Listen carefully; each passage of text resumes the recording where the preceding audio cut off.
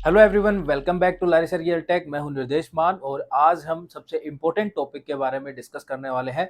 आज मैं आपको बताऊंगा कि लग्जरी अपार्टमेंट परचेज करने से पहले आपको क्या क्या पॉइंट्स जो हैं वो ध्यान रखने चाहिए, क्योंकि आज की डेट में आप ये देखो कि प्रॉपर्टी जब आप परचेज करने जाते हो तो आप किसी एजेंट के थ्रू, पार्टनर के थ्रू या जैसे भी आप परचेज करते हो तो उसमें क्या होता है कि वो अपनी प्रॉपर्टीज के जो है बड़ाई करता है एंड दो अदर प्रॉपर्टीज हैं उनकी नेगेटिव्स जो है वो बताने लगते हैं। बट अगेन मैं आपको कुछ पॉइंट्स बताऊंगा, अगर आप ये पॉइंट्स जो हैं मतलब उसके अंदर इंक्लूड करते हो। अगेन मैं आपको, अगर आप प्रॉपर्टी में इन्वेस्ट कर रहे हो तो मैं आपको यही कहूंगा कि सेल्फ रिसर्च बहुत ज़्यादा इंपॉर्टेंट है।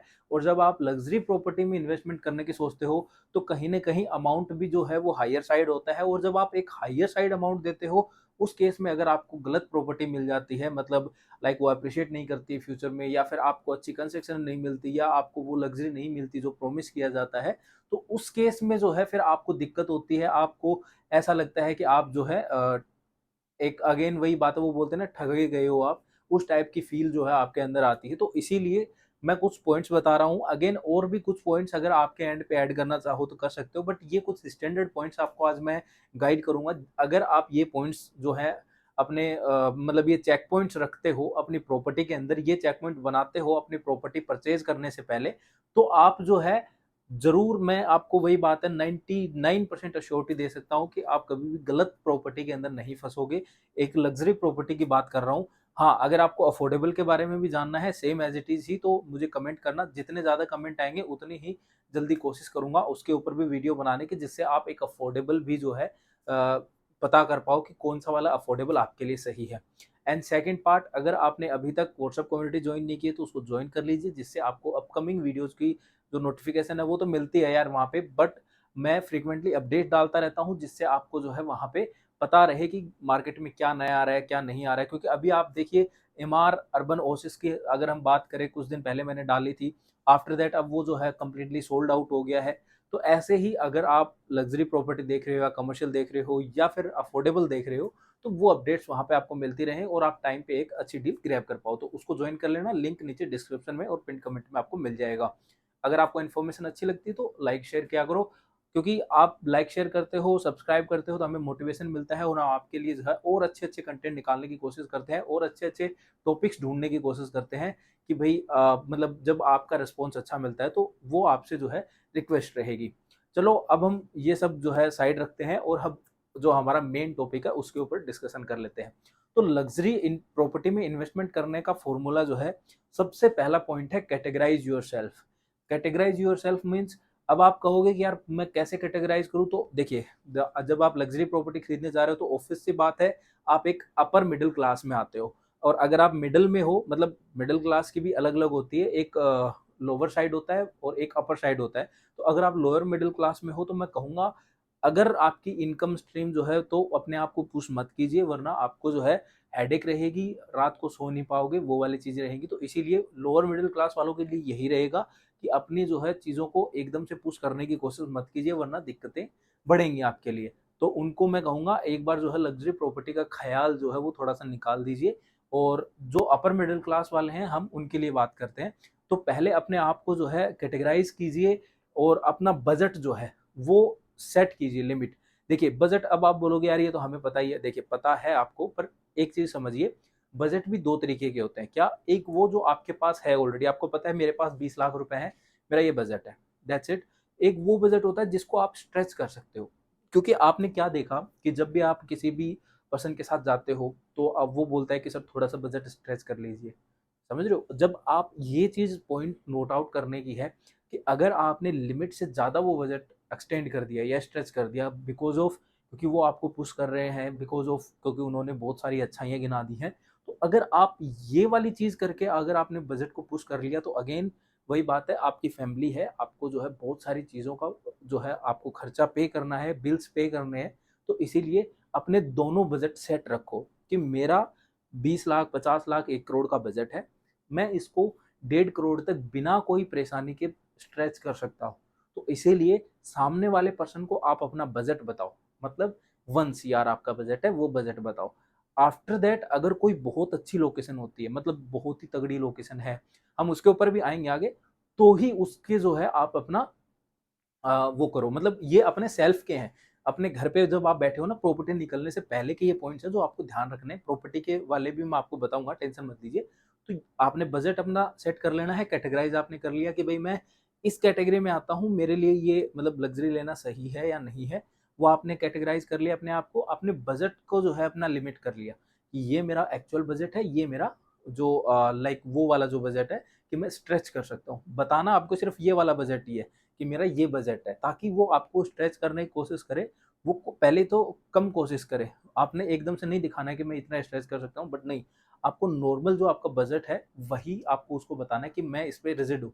बट वो फिर आपको अच्छी प्रॉपर्टीज़ निकाल के दे और आप जो है वो आपको रिसर्च करके बताए, और फिर आपको वो प्रॉपर्टी अगर समझ में आए, तो अपने आप को जो है वो जो स्ट्रेच बजट है, उस तक लेके जाओ, ताकि आपको जो है परेशानी ना हो और आप जो है कोशिश करें, क्योंकि वो फिर आपके लिए मेहनत करेंगे कि आप 1 सीआर का अगर आपका बजट है तो उसके सराउंडिंग में क्या-क्या चीज़ें आती हैं, वो उन पे मेहनत करेंगे और उनमें आपको कोई अच्छी प्रॉपर्टी बिल्कुल समझ में आ जाएगी। ठीक है? ये हो गया आपका जो है बजट का, और सबसे मेन 2 इम्पोर्टेंट पॉइंट्स थे वो हो गए। अब हम बात करते हैं लोकेशन की, मतलब कि अपने आपको सबसे ट्रेंडिंग लोकेशन इंडिया के अंदर निकालनी है फॉर सेल्फ यूज़ या फिर आपने इन्वेस्टमेंट, मतलब दोनों चीज़ों के लिए आपको एक लोकेशन निकालनी है। कैसे? मतलब जैसे आप सेल्फ यूज़ हो, तो भाई आपको जहाँ रहना है भाई सीधी-सी बात है, वो वाली सिटी आप चूज़ करोगे। बट अगर आपकी इन्वेस्टमेंट है, तो हमेशा जो डेवलपिंग फेज़ की जो सिटी है, उसको चूज़ करो, हमेशा। अब आप वो देखो कि कौन-सी सिटी आपके नियर बाय पड़ती है, वो आपका कॉल है। देखिए आपको अगर वही बात है, दूर की सिटी भी चलती है, क्योंकि आपको इन्वेस्टमेंट है, उस पे सिर्फ रिटर्न चाहिए, तो आप दूर की सिटी भी चूज़ कर सकते हो। बट अगेन जितना पास होगा आप अपनी प्रॉपर्टी को मेंटेन कर पाओगे, देख पाओगे अपनी प्रॉपर्टी को टाइम टू टाइम, जिससे जो है आपको पता रहेगा कि उसका क्या स्टेटस है। ठीक है?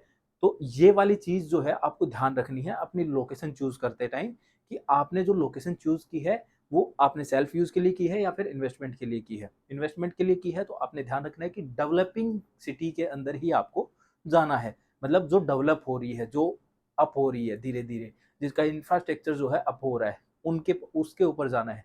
जो ऑलरेडी सेटल्ड है, उसके अंदर जो रेट्स हैं, वो इन्वेस्टमेंट पे उतने नहीं आएँगे। वो वही एफडी वाले या फिर आप म्यूचुअल फंड वाले, या जो एक स्टैंडर्ड होते हैं 10, 12, 15% वाले, वही रिटर्न्स ही वहाँ पे आपको देखने को मिलेंगे मैक्स टू मैक्स।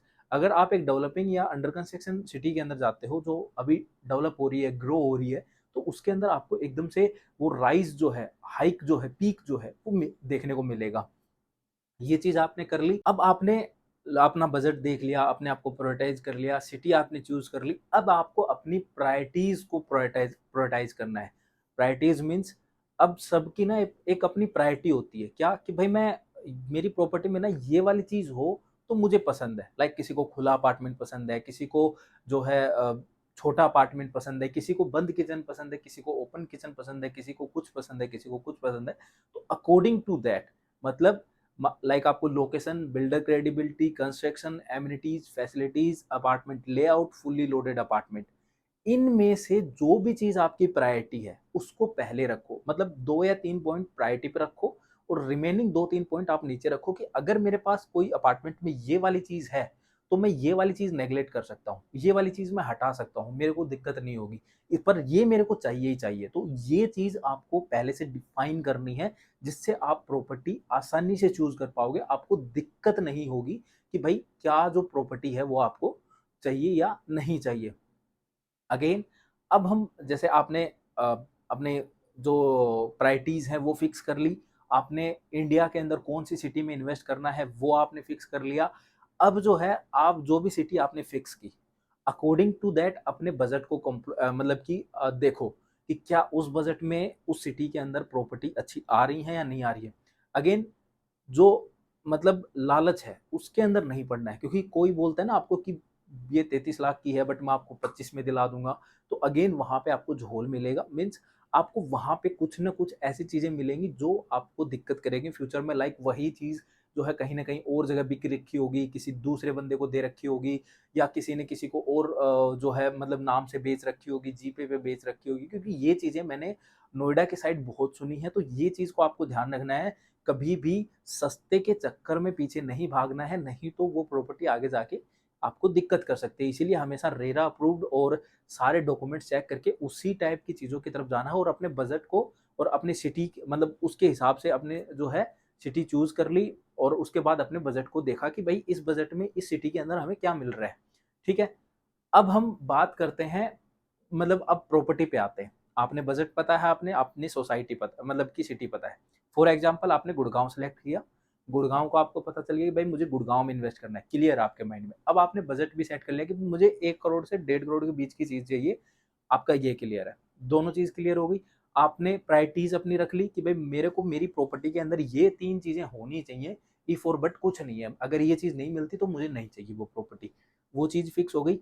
अब जो है अब आपको क्या करना है, आपको 5 प्रॉपर्टीज़ निकालनी है according to your budget and priorities. आपने 5 प्रॉपर्टी निकाल ली और उसके बाद जैसे ही आपके पास 5 नंबर ऑफ प्रॉपर्टीज़ आ गई, उसके बाद आपको क्या करना है उन पाँचों प्रॉपर्टीज़ के सेक्टर्स के बारे में, उन प्रॉपर्टीज़ के बारे में, उनकी करंट सिचुएशन के बारे में, उसके फ्यूचर के बारे में, ये आपको खुद से रिसर्च करनी है। जिस पर्सन से आप प्रॉपर्टी परचेज कर रहे हो उसको नहीं देना है, बताना है, वो आपको अच्छी चीजें ही बताएगा, लेकिन आपको खुद से सेक्टर के बारे में पता करना है कि इस सेक्टर के अंदर फ्यूचर के अंदर क्या क्या आ सकता है, सराउंडिंग में क्या क्या है, फ्यूचर के अंदर डेवलपमेंट जो होनी है वो क्या क्या डेवलपमेंट हो सकती है। और मेरी प्रॉपर्टी मैं मान लीजिए इन्वेस्टमेंट के लिए देख रहा हूँ या मान लीजिए एंड यूज के लिए देख रहा हूँ, तो क्या मेरे लिए मेरे पास स्कूल है, क्या मेरे लिए मेरे पास हॉस्पिटल है, क्या मेरे लिए मेरे पास मेट्रो की कनेक्टिविटी है, या फिर चौड़ी रोड्स हैं मेरे पास, एक बड़ी रोड, एक मेजर रोड जो है, जैसे हमने गुड़गांव का एग्जांपल लिया तो लाइक द्वारका एक्सप्रेसवे है, न्यू गुड़गांव है, या सोना रोड है, या गोल्फ कोर्स है, या एसपीआर है। क्या जो मेजर रोड्स हैं उनके साथ मेरे प्रोजेक्ट की कनेक्टिविटी स्मूथ है? क्या वो रोड्स जो हैं वो अच्छी हैं, बनी हुई हैं, या फिर फ्यूचर में बनेंगी तो डेवलपमेंट में है क्या वो चीज़? तो वो चीज़ आपको देख लेनी है। ये खुद से आपको रिसर्च करना है, खुद से लुकआउट करना है, जिससे आपको पता रहेगा कि मैं इस सेक्टर के अंदर जा रहा हूँ, इसके अंदर फ्यूचर क्या है, करंट क्या सिचुएशन है और इसके क्या प्राइसिंग चल रहे हैं। अब अगर आप प्रॉपर्टी रेंट प्रोस्पेक्टिव से या इन्वेस्टमेंट प्रोस्पेक्टिव से, then think about requirements of families in this segment according to that select property. मतलब आपको जो है अपनी, जो आपने मैंने अभी क्या बताया था कि आपका इन्वेस्टमेंट का प्रोस्पेक्टिव है या सेल्फ यूज का, तो आपको अपने आप से पूछना है कि फैमिलीज को चाहिए क्या। मैंने अभी आपको एग्जांपल दिया ना कि स्कूल, हॉस्पिटल जो भी चाहिए या रोड्स वगैरह, तो वो आपको जो है अपनी फिक्स कर लेना है कि मैं रेंट के लिए देख रहा हूँ, तो रेंट के ऊपर एक फैमिली आ रही है, फैमिली की क्या रिक्वायरमेंट्स हैं, एंड अकॉर्डिंग टू दैट वो प्रॉपर्टी आप सेलेक्ट करो। नाउ अब हम हमारे नेक्स्ट पॉइंट की तरफ बढ़ते हैं और नेक्स्ट पॉइंट है सेल्फ यूज के लिए अगर आप देख रहे हो, then find your requirements near your budget according to your family. Because क्योंकि देखिए सेल्फ यूज के अंदर भी क्या पॉइंट्स होते हैं, सेल्फ यूज आप ले रहे हो बट आपकी फैमिली है, जैसे आपकी वाइफ है, उनको ओपन किचन पसंद है या क्लोज किचन पसंद है, या उनको मतलब खुला लेआउट पसंद है, किसी को छोटे कमरे पसंद होते हैं, किसी को बड़े कमरे पसंद होते हैं, किसी को नंबर ऑफ रूम्स पसंद होते हैं, मतलब मेरे को 3 रूम का चाहिए, चाहे रूम थोड़े छोटे हो जाएं, किसी को बालकनी वाइड चाहिए होती है, ठीक है, किसी को ये होता है कि मेरे जो है सोसाइटी के अंदर ये एमिनिटीज होनी चाहिए। तो वो आप अपनी फैमिली के साथ डिस्कस करो कि किस किस को क्या क्या रिक्वायरमेंट्स, मेजरली क्या क्या वो देखते हैं, उसके अकॉर्डिंग जो है अपनी जो मोटी मोटी जो अपार्टमेंट, और फिर आप खुद से दिमाग लगाओ कि हाँ यार ये सारी चीज़ें जो हैं, अगर चीज़ें चाहिए तो मतलब ये सारी चीज़ें होंगी तो चलेंगी, क्यों, रीज़न क्या है मैं बताता हूँ। जैसे आप मान लीजिए कोई भी अपार्टमेंट है या कोई भी सोसाइटी है या कोई लग्जरी प्रॉपर्टी है, वो आपको भर भर के एमिनिटीज दे रहा है, लेकिन आपकी फैमिली को वो चीज़ नहीं चाहिए, आपकी फैमिलीज की जस्ट 2-4 एमिनिटीज हैं, तो वहीं पे जो कम एमिनिटीज दे रहा है, लेकिन आपकी फैमिली के लिए या फिर आप ये देखो कि एक नॉर्मल फैमिली के लिए जो है वो इनफ है, तो वहाँ पे रेंट के लिए बंदा या फिर खुद यूज करते हो, तो यार मेरी चीज़ वहाँ पे पूरी हो रही है, तो आपको फिर जो भर भर के एमिनिटीज दे रहा है एक्स्ट्रा, उसका आप करोगे क्या, आप सिर्फ उसका मेंटेनेंस मेंटेनेंस दोगे ना आप सिर्फ। तो इसीलिए अपनी जो भी रिक्वायरमेंट्स हैं उनको फिक्स कर लो कि मेरी ये रिक्वायरमेंट्स है, ये जो चीज़ है वो जो भी सोसाइटी देगी वो ले लूँगा मैं, क्योंकि ये वाली जो है जो ओवरऑल देती है, क्योंकि वो कहते हैं ना कि कुछ कर देना, कुछ हो जाएगा, ये वाली चीज़ है, वो हो जाएगा, तो उसमें आपके बजट के ऊपर जो है प्रेशर पड़ेगा, वो बजट आपका इंक्रीज़ होता चला जाएगा और फ्यूचर के अंदर भी फिर अगेन जितनी ज़्यादा एमिनिटीज़ होती चली जाएँगी, जो आपको नहीं चाहिए, जो आप नहीं यूज़ करोगे, तो वो एमिनिटीज जितनी ज़्यादा होती चली जाएंगी उसका मेंटेनेंस भी बढ़ोगे, चीज़ें भी आएंगी। तो इसीलिए अपने जो अगर आप सेल्फ यूज़ के लिए देख रहे हो तो अपनी रिक्वायरमेंट्स को डिफाइन कर लो। पॉइंट है वो है हमारा कि अंडर कंस्ट्रक्शन और रेडी टू मूव। तो अंडर कंस्ट्रक्शन का क्या सीन है, अगर आप इन्वेस्टमेंट के लिए देख रहे हो या सेल्फ यूज़ के लिए देख रहे हो, बट आप थोड़ा रुक सकते हो। मतलब आपकी फैमिली है वो भाई गाँव में घर होते हैं, देखिए नहीं भी होते हैं लोगों के, but most of the persons के गाँव में घर होते हैं, वो फैमिली जो है 2-4 साल वेट कर सकती है। तो आप अंडर कंस्ट्रक्शन में जाओगे तो अगेन उसमें फैसिलिटीज़ आपको ज़्यादा ऑफर की जाती हैं और आपको जो है बजट जो है उतना नहीं लगाना पड़ता, और रेडी टू मूव में आप अकॉर्डिंग टू योर बजट जो है आप चीज़ जो है देख सकते हो। और अगेन जब आप अंडर कंस्ट्रक्शन में जाते हो तो एक चीज़ आपको और ध्यान रखनी है कि बिल्डर क्रेडिबिलिटी कैसी है, क्योंकि बिल्डर अच्छा नहीं होगा तो अगेन वो बना के नहीं देगा, प्रोजेक्ट ही डिस्पोज हो जाएगा, प्रोजेक्ट ही नहीं बनेगा तो फिर आप रहोगे कहाँ पे। ठीक है, तो if you choose ready to move then try recent possession properties, जिससे आपको जो है बजट थोड़ा कम और आपको 5-7 महीने में पोजेशन मिल जाएगी। तो ऐसी चीज जो है आप चूज करो अगर आप रेडी टू मूव ही चाहते हो, तो जिससे आपका बजट कम लगेगा, चीज थोड़ी ज्यादा मिल जाएंगी और आपको जो है मतलब अच्छी चीज जो है ऑफर की जाएगी। तो इसीलिए अंडर कंस्ट्रक्शन चाहिए तो बिल्डर क्रेडिबिलिटी अच्छी होनी चाहिए, रेडी टू मूव चाहिए तो नियर टू पोजीशन देखने की ट्राई करो, और नहीं है तो फिर रेडी टू मूव में तो ऑलरेडी जो वही बात है प्राइस अप्रिशिएट कर चुके होंगे। तो बट अगेन आपको खुद के लिए चाहिए तो कोई दिक्कत नहीं है। और फाइनल जो है मैं यही कहूंगा, if you don't find good product then invest your money in FD, mutual funds और स्टॉक्स। मतलब अगर आपको जो है प्रॉपर्टी अच्छी नहीं मिलती है, जब आप ये सारे ऑप्शंस जो है जब आप ये सारे फिल्टर लगाते हो तो आपको प्रॉपर्टी नहीं मिलती है, तो don't try to buy forcefully. Means आपको जबरदस्ती बाय नहीं करना है। मतलब अगर आपको अच्छी चीज नहीं मिलती है तो बाय नहीं करना है, थोड़ा रुक जाओ, थोड़ा अपना पैसे जो अपना बजट है उसको थोड़ा इंक्रीज कर लो। अगेन जो बैंक लोन वाली फैसिलिटीज हैं वो भी अपने देख के चलो, अपनी इंडस्ट्री के अकॉर्डिंग जो है चीजें करो, जिससे आपको जो है पता चल जाए कि आपको जो है जो चीज चाहिए। तो आपकी मान लीजिए आप बाय कर रहे हो प्रॉपर्टी, तो आप अपना जो है एक अगेन कैरियर जो है वो ध्यान रखो कि आप जिस फील्ड में हो उसकी फ्यूचर पोटेंशियल क्या है। अगर वो अच्छी है तो आप बैंक लोन के साथ जाओ, अपने बजट के मतलब कि थोड़ा सा अगर इंक्रीज करना पड़े, तो अगर आपकी अगेन ग्रोथ अच्छी है तो उसके साथ आप जा सकते हो। और अगेन अगर फिर वो कहोगे ना आपके भाई प्राइस बढ़ जाएंगे उसके बाद ये हो जाएगा, भाई प्राइस बढ़ जाएंगे आई नो, बट आपको उस टाइम पे एक सही चीज नहीं मिल रही है, सही चीज नहीं, तो वो पैसे आप वही बात है कुएं में डालने की बजाय इससे अच्छा है अपने म्यूचुअल फंड या स्टॉक्स में डालो। क्योंकि आप थिंक अबाउट योर सेल्फ कि अगर यार वो चीज आपको अच्छी नहीं मिली, एक आपने पैसे के या बजट के चक्कर में आपके पास उस टाइम अच्छी चीज नहीं मिल पाई, और आपने जो है जबरदस्ती क्या किया, क्योंकि आपके पास चीज नहीं थी तो किसी ने आपको नॉलेज दी और आपने वो प्रॉपर्टी परचेज कर ली, बाद में वो दिक्कत करेगी, तो आपने जो पैसा लगाया वो भी गया ना आपका। आप थोड़ी देर वेट करते, थोड़ा टाइम वेट करते तो अगेन महंगी हो जाती, बट आपका बजट जो है वो बढ़ जाता, आपको इनकम सोर्सेज जो है टाइम के साथ इंक्रीज होते, तो उसके बाद जो है आप वो प्रॉपर्टी भी परचेज कर पाते जो महंगी हो चुकी है। तो इसीलिए अपने आप को जो है इतना फोर्सफुली जो है मत हिट करो कि लाइक आपको बाई करनी है करनी है करनी है, मुझे प्रॉपर्टी चाहिए ही चाहिए। अगर आपके बजट के अंदर वो चीज़ नहीं आ रही है तो उसको लीव कर दो। ये सबसे मेन इंपॉर्टेंट पॉइंट है, क्योंकि ये नहीं छोड़ पाते हैं लोग लोग उनका ये हो जाता है कि यार मैं प्रॉपर्टी खरीदने निकला हूँ, मैं खरीद के ही जाऊंगा, मैं खरीदूंगा चाहे कुछ भी हो जाए। तो या तो वो अपने मतलब अपने बजट से, और इन हिंदी अगर मैं आपको बोलूँ तो अपनी औकात से बाहर चले जाते हैं, या फिर अपनी चीज़ें जो है वो इतनी पुश कर लेते हैं जिससे वो उनको दिक्कत फेस होने लगती है। तो उससे वही बात है, ऐसी प्रॉपर्टी मत परचेज करो कि कल आपको नींद ना आए, कल आपको दिक्कत हो, कल आपको परेशानी हो। वरना जितने पैसे आपने प्रॉपर्टी में कमाए नहीं उतने आप डॉक्टर को दे दोगे, उसका कोई सेंस नहीं बनता है। ठीक है, तो इसीलिए अगर आप इन फिल्टर्स को लगाते हो किसी भी प्रॉपर्टी के अंदर, तो मैं आपको अश्योरिटी दे सकता हूं कि आप जो है कभी भी गलत चीज परचेज नहीं करोगे। तो गाइस अगर आपको ये इन्फॉर्मेशन अच्छी लगी तो वीडियो को लाइक और शेयर करो।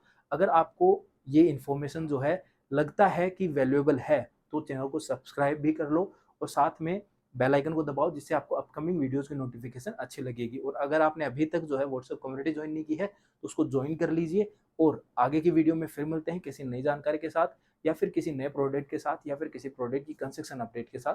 तब तक के लिए गुड बाय।